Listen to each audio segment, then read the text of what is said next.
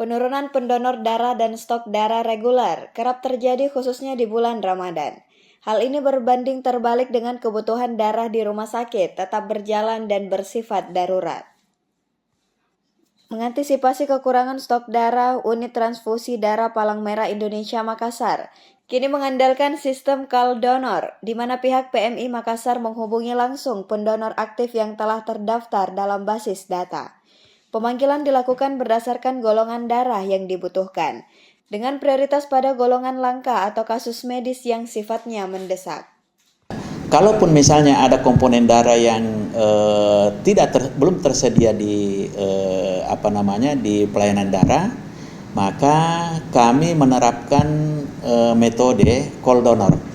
Kami sekarang di bawah itu ada posko siaga donor. Ya, jadi posko siaga donor ini terdiri dari teman-teman relawan PMI, kemudian yang bermarkas di posko, kemudian teman-teman PMI di kecamatan dan relawan bencana yang biasa disebut dengan SIBAT. Ini semua yang membackup ketika ada pasien yang membutuhkan darah.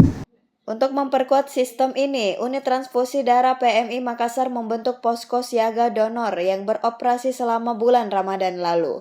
Posko ini menjadi pusat koordinasi antara UTD PMI kecamatan. Selain itu, posko siaga juga berkoordinasi dengan relawan tanggap bencana atau biasa disebut SIBAT.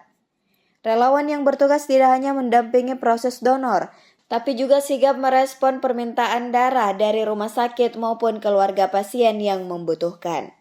Posko siaga juga melayani edukasi kepada masyarakat, membuka informasi akses donor hingga memberikan bantuan pertolongan pertama. Langkah kolaboratif antara Unit Transfusi Darah PMI dan relawan ini diharapkan mampu menjaga stabilitas stok darah selama bulan suci Ramadan, sekaligus membangun kesadaran publik untuk menjadi bagian dari gerakan kemanusiaan. Feni Septiani Samuel, Unhas TV.